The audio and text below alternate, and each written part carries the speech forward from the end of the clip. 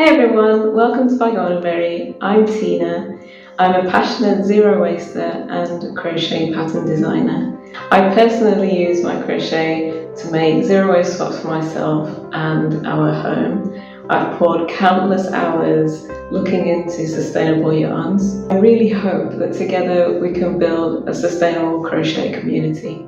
If you're a zero waster like me and you want to learn how to crochet, then I have some really easy tutorials for you to get you started. If you're already a crocheter and you want to learn how to keep your passion sustainable, then I can help you choose more eco-friendly yarns for your projects.